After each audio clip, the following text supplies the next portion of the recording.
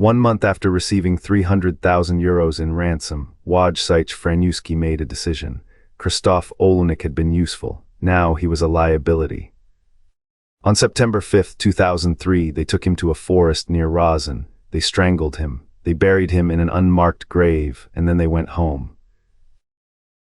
For the next 3 years, the Polish police did not find him. Not because the case was cold, not because the leads had dried up, but because the failure was systematic, deliberate, and inexcusable at every level. The morning after the abduction, local officers swept the crime scene and found nothing. It was Krzysztof's father, a grieving, desperate civilian, who walked the same ground and found a blood-stained jacket and a mobile phone the kidnappers had left behind. He handed them over. The police had just missed them. That was day one. A supermarket near the abduction site had security footage of one of the main suspects buying the exact prepaid SIM card used for every ransom call. The police didn't cross-reference that footage until 4 years after the purchase. 4 years. And then there was the theory prosecutors kept floating to avoid doing their jobs, that, with no evidence at all, Krzysztof had staged his own kidnapping.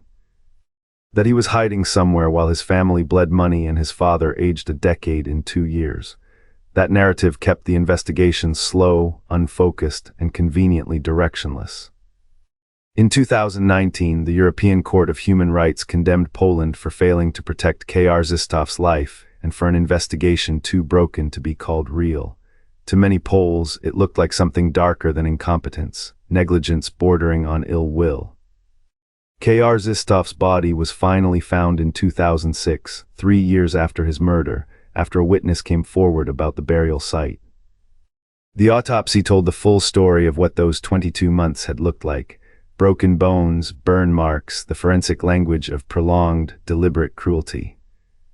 By then the perpetrators had been identified and arrests were made. The case was finally moving toward justice. Except the key witnesses had a habit of dying before they could testify.